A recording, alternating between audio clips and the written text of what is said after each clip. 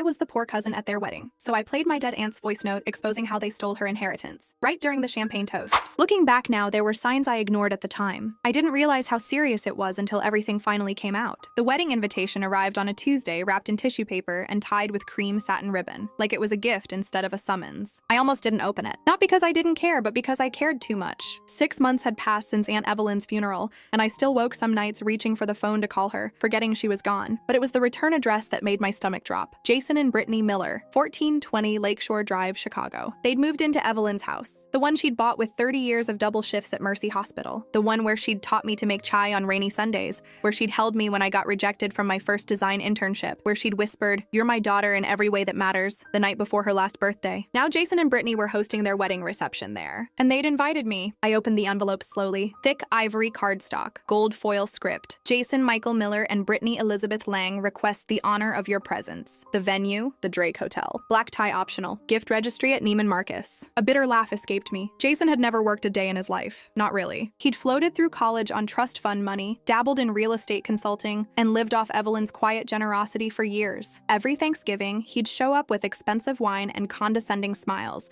asking me what I was doing with my life while I paid off student loans. And Brittany, she'd once pulled me aside at a family barbecue and said, "It's sweet how Evelyn lets you live rent-free. Most people would have cut you off after college." I hadn't corrected her. Evelyn hadn't let me stay. I'd been paying half the mortgage since I landed my first job. But correcting Brittany would have meant explaining that Evelyn wasn't my blood aunt, just the woman who'd chosen me when no one else would. And some truths feel too fragile to defend in front of people who see kindness as weakness. I set the invitation aside and opened my laptop. For the 100th time, I pulled up the probate documents. Evelyn's original will, signed in 2015, witnessed by her lawyer and neighbor, left everything to me. The Oak Park duplex, her retirement accounts, even her modest savings. Clear, unequivocal. Then came the new will, dated April 12, 2025, signed just 3 days before she died on April 15th. Everything left to Jason and Brittany. No explanation, no mention of me. The official cause of death, acute cardiac event secondary to undiagnosed cardiomyopathy. No autopsy, no investigation, just a quiet cremation paid for by Jason, who told the funeral home I was too emotional to handle arrangements. But I knew better, because on the night of April 14th, Evelyn had called me. Her voice was thin, breath shallow, but her words were sharp with fear. "Maya, something's wrong. Jason brought a lawyer today. Said I'm confused, but I'm not confused. I want you to have the house. You're all I have." I'd saved the voicemail, just in case. Now, staring at the wedding invitation, I knew just in case had arrived. I RSVP'd yes, not as a guest, as a reckoning. For weeks I dug, quietly, methodically. I tracked down Rosa Ruiz, Evelyn's neighbor of 32 years. Over chamomile tea in her sun-drenched kitchen, Rosa's eyes filled with tears. "He came that Tuesday," she said, hands trembling around her mug. Big smile, expensive shoes. Took her phone, said she needed rest. She cried after he left. Said, "He's stealing my life, Rosa." I also visited Dr. Alan Lynn, Evelyn's cardiologist. His office was sterile, calm. He reviewed her file without judgment. "Her heart was strong," he said gently. "Mild hypertension, well-controlled, nothing that would cause sudden death. If anything, she was healthier than most women her age." Then there were the bank records. Obtained through a FOIA request, I filed with the help of a pro bono legal clinic. $450,000 transferred from Evelyn's account to Jason's LLC, Miller Holdings, on April 13th, labeled gift. They didn't just steal her inheritance. They stole her final days, made her feel confused, isolated, powerless, all so they could claim what she'd built with her own hands. I didn't post online, didn't scream, didn't beg. I booked a room at the Drake Hotel, the same suite Jason and Brittany would use after the ceremony. Bought a simple navy dress from Nordstrom Rack. Practiced smiling in the mirror until it looked real. Because at their wedding, during the champagne toast, I wouldn't be the poor cousin. I'd be the truth.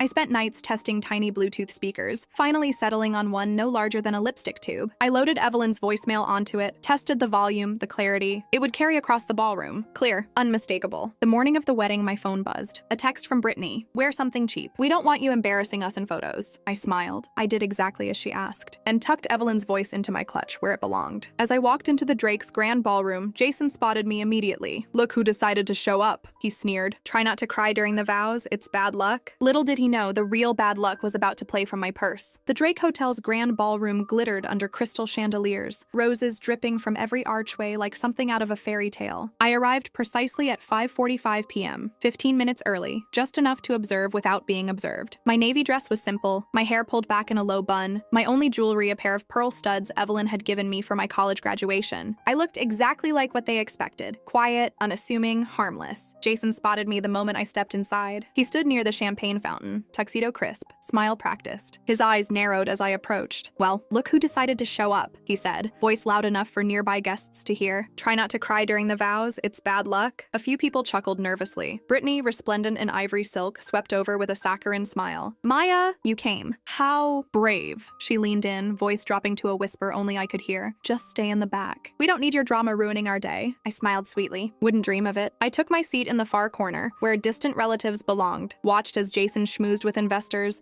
bragging about his new Oak Park property. Watched Brittany hand out gift bags filled with $150 candles and monogrammed robes, all funded by Evelyn's life savings. During cocktail hour, I slipped into the bridal suite bathroom under the pretense of fixing my lipstick. In the mirror, I took a steadying breath. Then I opened my clutch and pressed play on the tiny speaker, just once, to hear Evelyn's voice again. "Maya, something's wrong. Jason brought a lawyer today. Said I'm confused. But I'm not confused. I want you to have the house. You're all I have." My throat tightened. But I didn't cry. Tears were for private moments. This was justice. Dinner passed in a blur of clinking silverware and forced laughter. Jason gave a speech about family loyalty. Brittany toasted to new beginnings. The DJ cued soft strings. Guests mingled. Then the MC's voice boomed over the speakers. "Ladies and gentlemen, it's time for the champagne toast. Everyone, please raise your glasses." The room fell into expectant silence. Crystal flutes lifted. Smiles turned toward the head table. I stood slowly.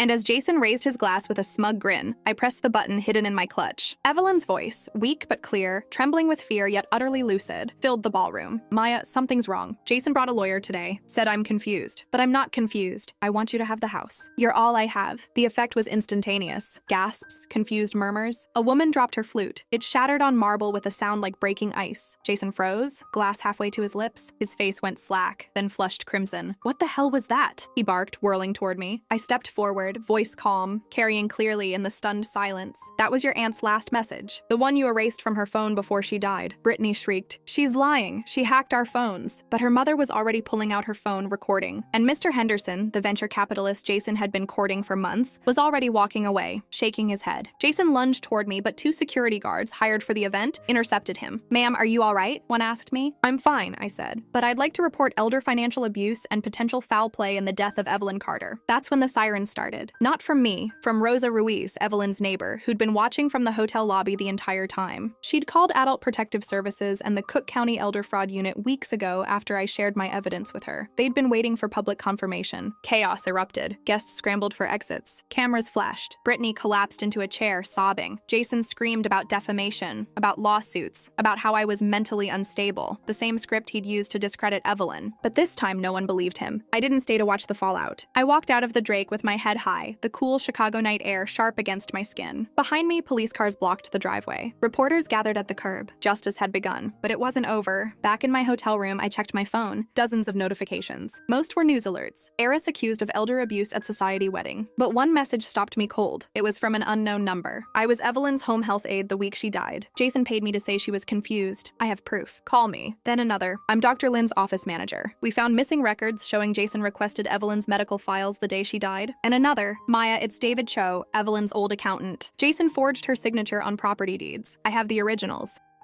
They'd all stayed silent out of fear, shame, or pressure to keep family matters private. But my voicemail had cracked the dam. By dawn, I had a group chat titled Evelyn's Truth. 9 people, dozens of documents, photos, witness statements. Even the notary who'd supposedly witnessed the new will reached out anonymously. Jason paid me $10K in cash. I never met Evelyn. I have the transfer receipt. I met them all at a quiet cafe in Lincoln Park the next morning. No cameras, no press. Just truth tellers finally finding courage in numbers. We formed a plan. File a probate lawsuit to invalidate the fraudulent will, report elder financial exploitation to federal authorities, and freeze Jason's assets pending investigation. But Jason struck first. His lawyer sent a cease and desist, defamation, intentional infliction of emotional distress, cease all public statements or face $750,000 in damages. Brittany posted on Instagram, heartbroken by false accusations from a jealous relative seeking attention. Our love is real. Our grief is real. They were trying to paint me as unstable, greedy, a liar. So I did the one thing they never expected. I went public with receipts. On a new Instagram account, I posted scans of Evelyn's original 2015 will, notarized, witnessed, her medical records showing no cognitive decline, bank transfers from Evelyn's account to Jason's LLC, and the voicemail, clean, unedited, time-stamped, caption. This is what elder abuse sounds like. Share if you've seen it happen. Within hours, or believe Evelyn trended locally. An elder law nonprofit offered pro bono help. A local news station reached out for an interview, and then Jason made his fatal mistake. He called me, voice shaking with rage. Drop this, Maya, or I'll tell everyone about your breakdown after your parents died, how you couldn't hold a job, how Evelyn only kept you out of pity. I didn't respond, but I recorded every word and added it to the file because predators always reveal themselves when they feel cornered. And Jason, he was bleeding out. 2 days later, Jason's Oak Park escrow fell through, but not because of the lawsuit. The title company recognized Evelyn's name from news reports and realized Jason had used stolen funds to refinance the house.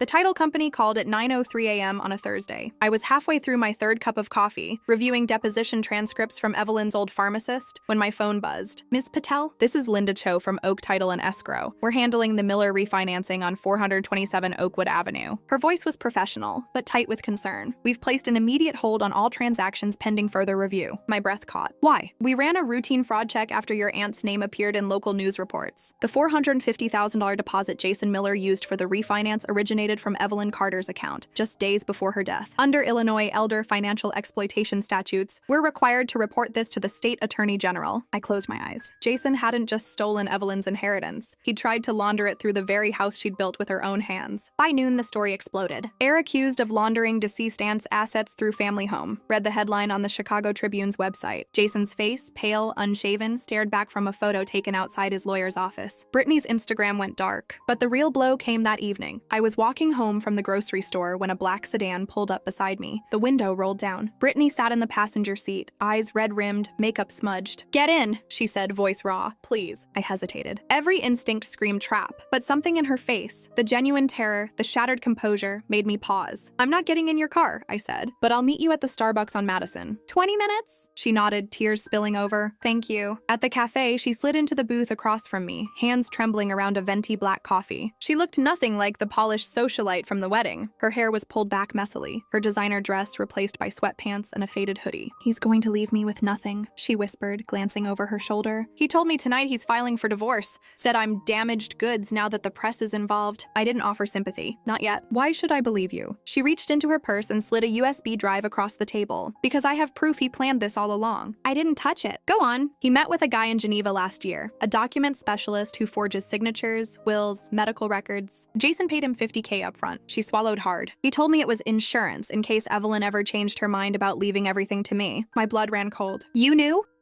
"I suspected," she admitted, tears falling freely now. "But I thought it was just talk. He's always been reckless with money. I never believed he'd actually hurt her." She looked at me, eyes wide with dawning horror. "But he did, didn't he? He made sure she couldn't fight back." I studied her face. The guilt, the fear, the dawning realization that she'd been complicit through silence. She wasn't innocent, but she wasn't the mastermind either. "What do you want?" I asked. "Protection," she said simply, "and a chance to do the right thing." She pushed the USB drive closer. "It has everything. Emails, bank transfers, even a recording of him saying, 'Once Evelyn's gone, the house is mine.'" I finally picked it up. "Why give this to me?" "Because you loved her," she said quietly. "And I just wanted a rich husband. But Evelyn was kind to me. She brought me soup when I had the flu, asked about my mom's cancer treatments." Her voice broke. "I don't deserve forgiveness, but maybe I can help you get justice." I left the cafe with the USB drive burning a hole in my pocket. Back home, I plugged it into my encrypted laptop. The files were damning. Email chains between Jason and a man named Victor Renner in Geneva. Wire transfers totaling $62,000. Scanned copies of forged medical documents claiming Evelyn had early-stage dementia, and the audio file, Jason's voice, smug and cold. "Once Evelyn's gone, the house is mine. And Maya? She'll be too broken to fight." I forwarded everything to Sarah Chen, my pro bono elder law attorney. By midnight, she'd filed an emergency motion to freeze all of Jason's assets, including offshore accounts in the Cayman Islands. But as I powered down my laptop, my Uber driver from earlier that day handed me a note through my building's intercom. "Tell Jason his friend in Geneva says hello." The handwriting matched the signature on Evelyn's fake will. Someone was watching. Someone who knew Jason was about to fall and didn't want the whole network exposed. I deleted the note. Then I did something I should have done months ago. I called the FBI's elder fraud hotline. Because this wasn't just about Evelyn anymore. It was about every vulnerable person preyed upon by predators who thought money made them untouchable. And Jason? He was just the beginning. The next morning, federal agents raided Jason's Oak Park home, but what they found in his safe wasn't just forged documents. It was a list of 12 other elderly victims, and Evelyn's name was only number 7. The FBI raid happened at 6:17 a.m. I watched it from my third-floor apartment window across the street from Jason's Oak Park house, the same house Evelyn had bought with 30 years of overtime shifts. Black SUVs blocked the driveway. Agents in dark jackets moved with quiet precision, battering ram ready. Jason didn't resist. He stood on the porch in silk pajamas, hands raised, face pale as parchment. They led him away in handcuffs just as the sun broke over the rooftops, casting long shadows across the manicured lawn Evelyn used to tend every Sunday morning. I didn't cheer, didn't cry, just stood stood there, coffee cooling in my hand, as the life he'd stolen began to unravel. By noon, Sarah Chen called with the details. "They found more than we expected," she said, voice tight with controlled fury. "In his office safe, forged wills, fake medical records, bank statements showing transfers from 12 different elderly victims over the past 5 years." My breath caught. 12? Evelyn was number 7, Sarah confirmed. The others, mostly widows in their 70s and 80s, were targeted through estate planning seminars Jason hosted at senior centers. He'd pose as a financial advisor, gain their trust, then isolate them from family before forging documents. One name stood out, Margaret O'Leary, 82, who'd lost her Evanston home after Jason convinced her she had early dementia. Her grandson had filed a missing persons report when she vanished from her assisted living facility, only to find her living in a motel, penniless, too ashamed to tell anyone what happened. I spent the afternoon reaching out to the families on the list. Some hung up, still in denial. Others wept with relief, but 3 agreed to meet. Margaret's grandson, Liam, Rosa Diaz, whose mother lost $300K, and David Cho, Evelyn's old accountant, who'd been trying to warn her about Jason for months. We gathered at a quiet diner in Logan Square that evening. No press, no cameras, just survivors. Liam slid a photo across the table. His grandmother, frail but smiling, holding a handmade quilt. "She hasn't spoken in weeks," he said, voice rough. "Not since she realized she'd been tricked." Rosa showed us bank records. "He told my mom the money was invested. She died thinking she'd left me something. I buried her in a donated plot." David leaned forward, eyes burning. Jason preyed on kindness, on trust, on the belief that family wouldn't hurt you. He looked at me. "Evelyn knew. That's why she called you that night." We formed a coalition right there over lukewarm coffee and pie. The Evelyn Carter Justice Project, not just to reclaim stolen assets, but to push for stronger elder fraud laws in Illinois. But the real breakthrough came 2 days later. While sorting through boxes of Evelyn's belongings, finally returned by Jason's lawyer, I found a small brass key taped to the back of her jewelry box. No label, no note, just the key. I tried it in every lock in the house. Desk drawers, filing cabinets, even the old wall safe she'd installed after a break-in in 2010. Nothing fit. Then I remembered, Evelyn had a safety deposit box at First National Bank. I'd accompanied her once when I was 19. She'd patted my hand and said, "Someday, Beta, this will be yours." I called the bank. They confirmed box 314 was still active, under Evelyn's name with no secondary access. But because she'd named me executor in her original will, I could petition for access. Sarah filed the motion that afternoon. By Friday, I stood in the vault room, heart pounding as the bank manager opened box 314. Inside, not cash or jewelry, a single manila envelope labeled, "For Maya, when the truth comes out." My hands trembled as I opened it. First, a letter in Evelyn's elegant script. "If you're reading this, you've already done the hardest part. You fought for me, but don't stop there. Use what I left to protect others. And know this, I chose you not out of pity, but because you have the courage to do what's right, even when it's hard." Beneath it, a USB drive and a certified copy of a 2024 amendment to her will, notarized, witnessed, dated 6 months before she died. It left everything to me and included a clause, should Jason Miller contest this will, all assets shall be donated to the Illinois Elder Abuse Prevention Fund. She'd known. She'd protected me from beyond the grave. I sat on the bank's cold tile floor and finally let myself cry. Not from grief, but from awe. Evelyn hadn't just loved me. She'd believed in me enough to arm me for the battle ahead. That evening, I uploaded the amendment to our coalition's secure server. Sent copies to the FBI, the state attorney general, and every news outlet covering the case. Jason's legal team dropped his defense within hours. But the final blow came Sunday morning. My phone buzzed with a breaking news alert. Jason Miller arrested at O'Hare attempting to flee to Switzerland. Attached photo. Jason in handcuffs, flanked by federal agents, staring blankly at the camera. No smugness, no defiance, just defeat. I didn't feel triumph, not yet. But as I walked to Evelyn's grave that afternoon, I placed a single white rose on her headstone and whispered, "We're winning, Auntie." And for the first time since she died, I believed it. At Jason's arraignment, his lawyer dropped a bombshell. My client claims Evelyn Carter willingly signed the new will and has a witness to prove it. The witness? A nurse who worked in Evelyn's building and just happens to be Brittany's cousin. The Cook County Courthouse loomed gray and imposing under a slate sky. I arrived early, dressed in a simple black sheath dress, the same one I'd worn to Evelyn's funeral. Not for mourning this time, for armor. Jason's arraignment was supposed to be routine, plea entry, bail hearing, next steps. But as I took my seat in the public gallery, his lawyer, Richard Vance, stood and cleared his throat with theatrical gravity. "Your Honor, before we proceed, my client wishes to enter new evidence that fundamentally alters the narrative in this case." Judge Liu frowned. "This is an arraignment, counselor, not a trial." "With respect, Your Honor," Vance pressed on, "this concerns the validity of the underlying civil matter, the contested will of Evelyn Carter. My client maintains Ms. Carter willingly signed the April 2025 will, and we have a witness who can attest to her mental clarity at the time of signing." A murmur rippled through the courtroom. I stiffened. "Who is this witness?" the judge asked. Vance turned slightly toward the door. "Nurse Amanda Lang." My blood turned to ice. Lang, Brittany's last name. The courtroom door opened. A woman in pale blue scrubs stepped inside, mid-30s, sharp features, eyes fixed fixed straight ahead. She looked nothing like Brittany, but the resemblance was there in the set of her jaw, the curve of her brow. Ms. Lang worked as a private nurse in Ms. Carter's building during April 2025, Vance explained smoothly. She visited Ms. Carter daily for wellness checks. On April 12th, the day the new will was signed, she observed Ms. Carter as alert, oriented, and fully capable of making legal decisions. She's prepared to testify under oath. I stared at Amanda Lang as she took the stand. She didn't look at me, didn't flinch, just recited her statement in a calm, professional voice. At approximately 2:15 p.m., I entered Ms. Carter's apartment for a routine check. She was seated at her kitchen table with Mr. Miller and a gentleman I assumed was an attorney. Ms. Carter greeted me by name, recalled recent events accurately, and stated clearly, "I'm signing my new will today. It's what I want." Her cognitive function appeared intact. No signs of confusion or coercion. It was perfect. Plausible. Devastating. Vance turned to the judge. This testimony directly contradicts the plaintiff's claim that Ms. Carter was unduly influenced or mentally impaired. We move to dismiss the civil fraud case and request immediate release of Mr. Miller's frozen assets. My hands clenched in my lap. This wasn't just a defense, it was a counterattack, and it had Brittany's fingerprints all over it. During the recess, I found Sarah Chen in the hallway, her face grim. "Amanda Lang is Brittany's first cousin," she confirmed. "They grew up together in Naperville. Brittany listed her as a reference when she applied for her event planning job last year."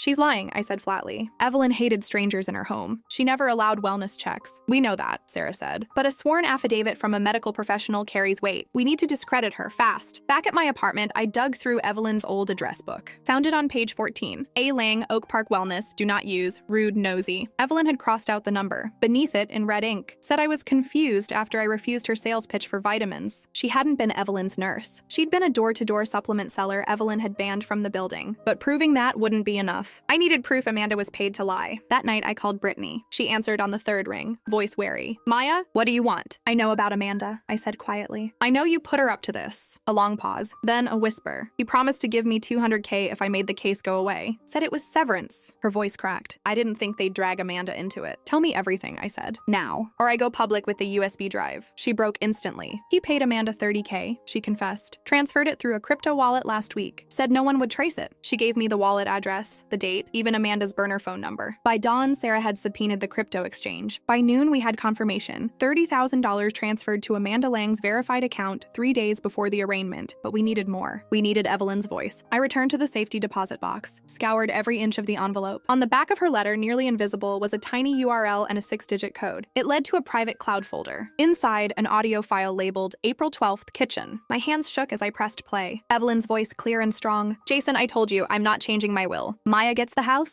that's final." Jason's voice smooth but tense. "Aunt Evelyn, be reasonable. You're getting older. What if you need care? Maya can't afford that." "I can." Evelyn firm. "Don't insult my intelligence.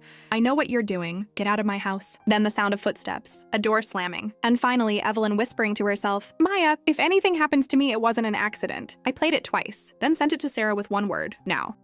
We filed an emergency motion that afternoon. New evidence of witness tampering, fraud, and attempted obstruction of justice. The judge ordered Amanda Lang to appear for questioning under penalty of perjury. At the next hearing, Amanda recanted everything, admitted she'd never met Evelyn, confessed to accepting payment to fabricate testimony. She was charged with perjury on the spot. Jason sat slumped in his chair, head in his hands. For the first time, he looked small, defeated. But as I left the courthouse, Brittany approached me on the steps. She held out a folded piece of paper. "It's the deed to the Oak Park house," she said quietly.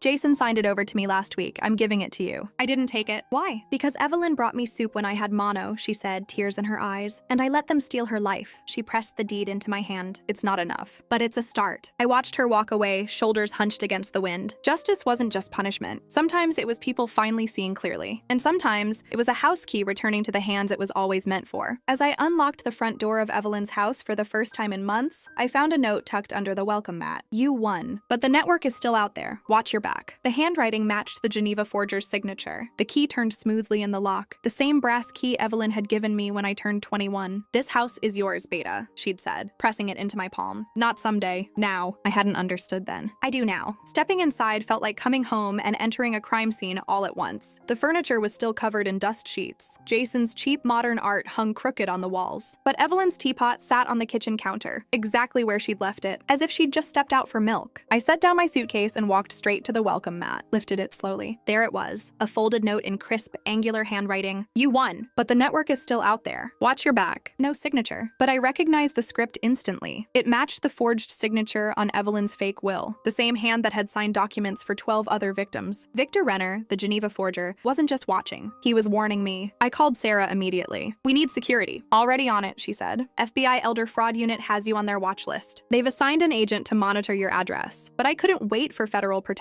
Not when Victor's network was still active. That evening, I met Liam O'Leary and Rosa Diaz at the diner again. Over coffee, I showed them the note. He's scared, Liam realized aloud. If Victor's reaching out, it means Jason's arrest spooked him. He thinks you're coming for him next. Rosa leaned forward, eyes sharp. Then let's make him sweat.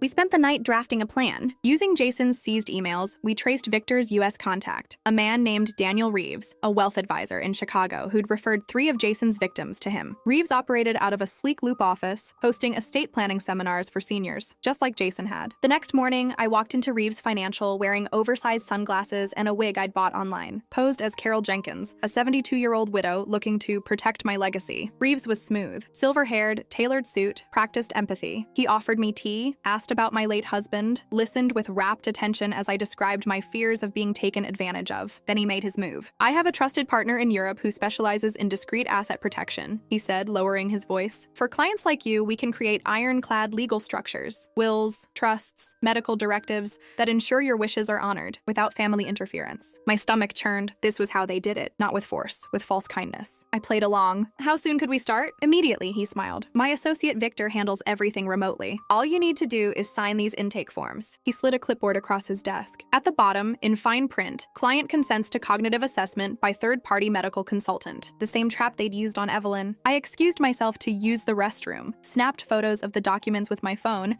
and left without signing anything. By noon, the FBI had Reeves under surveillance. By sunset, they raided his office, but Victor wasn't done. That night, as I unpacked boxes in Evelyn's living room, my doorbell rang. On the porch stood a courier holding a small package. No return address, just my name in that familiar angular script. Inside, a single USB drive, and a photo of me leaving Reeves's office that morning. My blood ran cold. I plugged the drive into my laptop. A video file opened automatically. Victor Renner appeared on screen. Late 50s, salt and pepper hair, calm demeanor. He spoke in accented English, hands folded neatly on a mahogany desk. Ms. Patel, he began, you are impressive. Most people stop when they recover what was stolen. You seek to dismantle the entire system. He paused. But systems protect more than criminals. They protect secrets, including yours. The screen cut to footage, grainy but clear, of Evelyn in her kitchen 6 months before she died. She was speaking to someone off camera, and if anything happens to me, tell Maya about the offshore account. It's her inheritance, not Jason's.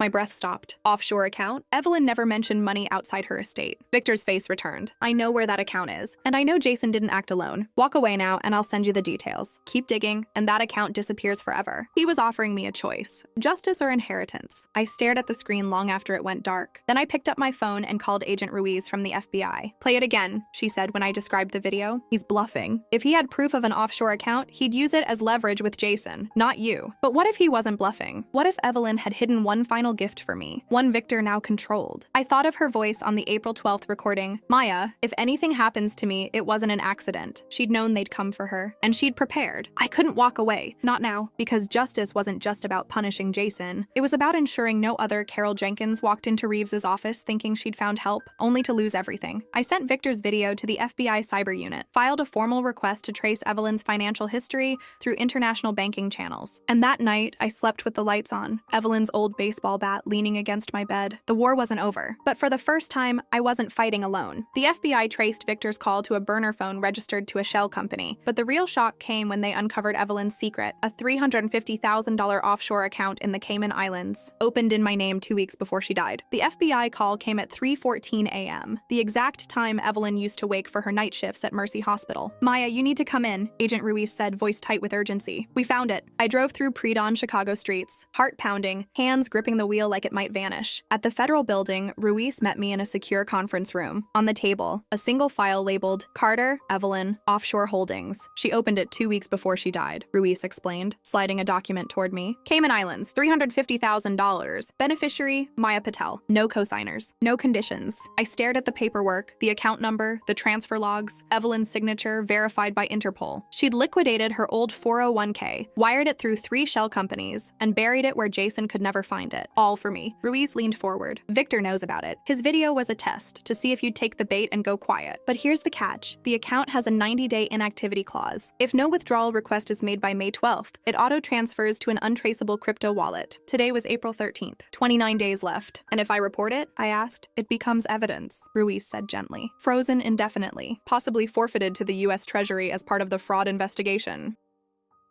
My stomach dropped. Justice or inheritance? The choice Victor had forced me to make. I spent the day walking Evelyn's old neighborhood, the park where she taught me to ride a bike, the library where she helped me with college applications, the diner where she celebrated my first paycheck. Everywhere I looked, I saw her quiet strength, her unwavering belief that doing right mattered more than getting ahead. That evening, I met the coalition at the diner one last time. I have to choose, I told them, voice raw. If I claim the money, Victor wins. He walks away, finds new victims. If I don't, I lose the only thing Evelyn hid from Jason. Liam placed a hand on mine. She didn't hide it from Jason. She hid it for you. So you'd have a future no matter what happened. Rosa nodded. But she also taught you to fight for others. That's your real inheritance. Their words settled over me like a blanket. Evelyn hadn't just left me money. She'd left me a compass. I made my decision. The next morning, I walked into First National Bank and initiated a withdrawal request on the Cayman account. Not for myself, but into a newly formed nonprofit, the Evelyn Carter Elder Protection Fund. The paperwork took hours, but by noon, the transfer was locked in with one condition. The funds could only be used to support victims of elder financial abuse and fund legal advocacy. Then I called Victor. His number rang 6 times before he answered. Ms. Patel, have you come to your senses? I have, I said calmly. I'm withdrawing the funds. All of them. A pause, then a low chuckle. Wise choice. I'll send the access codes. No, I interrupted. I'm not taking the money for myself. I'm using it to dismantle your network. Every dollar will go to helping the people you and Jason ruined. Silence stretched across the line. When he spoke again, his voice was ice.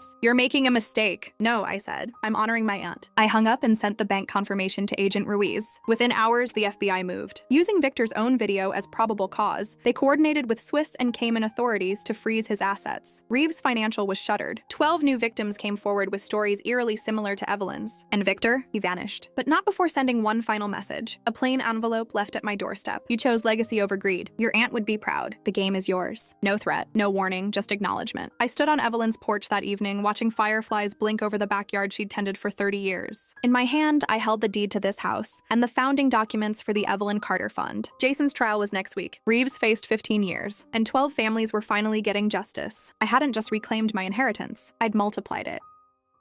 At Jason's sentencing hearing, he turned to me and whispered, "You think you won? Victor's still out there, and he never forgets a debt." But as I walked out of the courthouse, I realized something. True victory wasn't destroying him. It was building something he could never understand. Jason's sentencing hearing was held on a rain-slicked Tuesday morning in late May. The courtroom was packed, not with society friends this time, but with survivors. Margaret O'Leary sat beside her grandson Liam, her hand trembling slightly but her chin high. Rosa Diaz wore a simple gold locket containing her mother's photo. Even Brittany appeared in the back row, eyes downcast, flanked by her cousin Amanda, who'd been sentenced to community service and mandatory ethics training. Jason looked smaller in his orange jumpsuit, shoulders slumped, the arrogance stripped away by months in county jail. When the judge asked if he wished to speak, he stood slowly, cleared his throat, and turned, not to the bench, but to me. "You think you won, Maya," he said, voice low but carrying, "but Victor's still out there, and he never forgets a debt." A chill ran through the room, but I didn't flinch. I just met his gaze and said quietly, "I'm not afraid of ghosts, Jason, especially ones you helped create." The judge sentenced him to 8 years for elder financial exploitation, forgery, and witness tampering, 5 to be served consecutively with federal charges. As deputies led him away, he didn't look back. Outside, reporters shouted questions, cameras flashed, but I walked straight to Evelyn's grave in Oakwood Cemetery. I placed a single white rose on her headstone and whispered, "It's done, Auntie." But it wasn't really done. Not yet. 2 weeks later, the Evelyn Carter Elder Protection Fund officially launched in a sunlit community center on Chicago's South Side. 12 families received restitution checks drawn from the $350,000 offshore account. Margaret O'Leary got her Evanston home back. Rosa's mother's name was added to a memorial wall at the Illinois Elder Justice Coalition. And Liam started a volunteer program teaching seniors how to spot financial scams. I stood at the podium that day, looking out at faces marked by pain but lit with hope, and said only this: my aunt believed kindness was strength. She taught me that protecting the vulnerable isn't charity, it's justice. This fund isn't my victory, it's hers, and it's yours. Afterward, Brittany approached me near the refreshment table. She held out a small velvet box. Inside, Evelyn's pearl necklace, the one she'd worn every Sunday to temple. "I found it in Jason's storage unit," she said softly. "I thought you should have it." I took it, the pearls cool against my palm. "Thank you."